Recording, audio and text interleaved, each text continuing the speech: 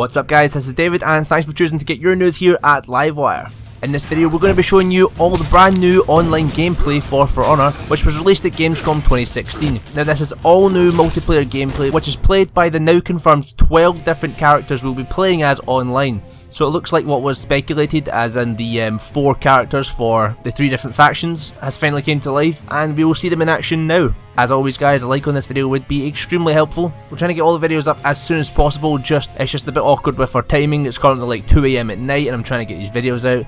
But tomorrow we're hopefully going to have a really in-depth analysis of all the 12 different characters that we'll see in For Honor.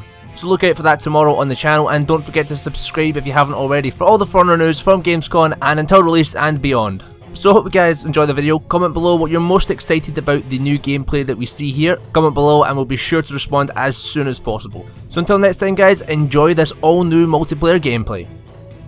We announced for the first time our 12 heroes that will be at launch for the players, and what people realize or will realize if you didn't have the chance to play is that each of them play completely differently, right? You have different abilities, different combos, specific set of animation for each of those characters, and you need to master that weapon and his advantages and his disadvantage to be efficient on the battlefield. It's not just one knight, one Viking, one samurai. I mean, you've got samurais wielding huge cudgels, you've got Vikings darting around with axes. There are sort of different archetypes within each faction to give players, a different way to attack, different speeds to attack, and play different roles during combat. Exactly, and we realized quickly that they were falling into one of those 4 categories, right? We have the assassins, the very fast one. You have the other one who are more tanks on the battlefield that we call the heavy. You have the kind of hybrid character which is mixing some of the attributes of those category, and you have the vanguard, which is the jack of all trades, right?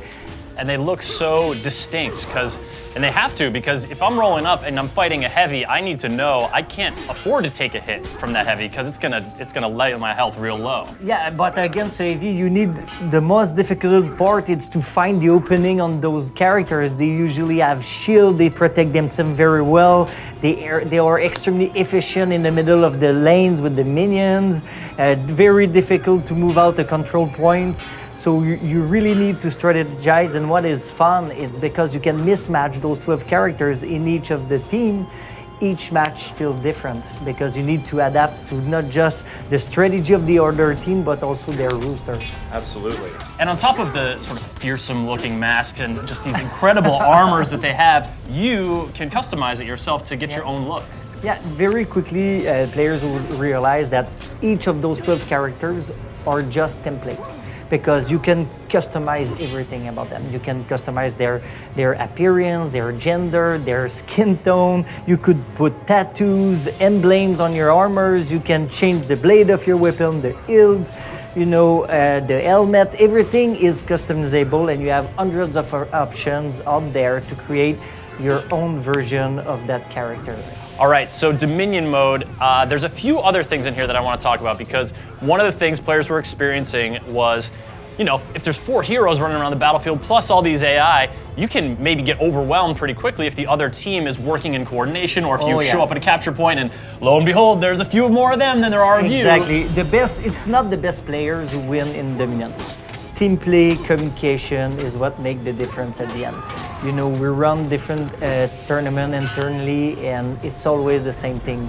The teams that took time to coordinate themselves and strategize well, and more importantly, adapt on the fly on the strategy of the other teams, usually win the match. Yeah, I mean, if you've got a teammate around who can revive you in the modes that permit reviving, that's huge. And also, the new revenge mechanic you guys have worked in and revamped for working on those lopsided situations to make it a little more viable. Let's talk about that a little bit. Yeah, but one of the big complaints we received, not just when we announced, but when we went live, was that, when I fight against multiple enemies, it becomes difficult to, I feel overwhelmed. It's really hard, yeah. Yeah, I feel like I don't have enough tools.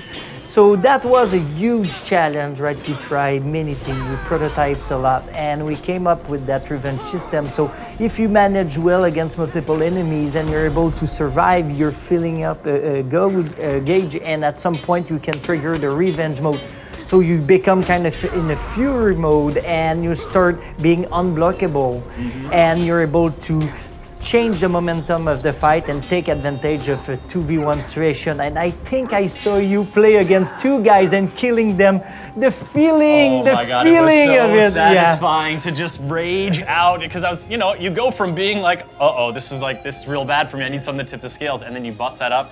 It just is really empowering. Oh no, it's crazy. And when we stumbled on that on the production floor, we said, okay, I think we have something to solve that issue. The world fears us.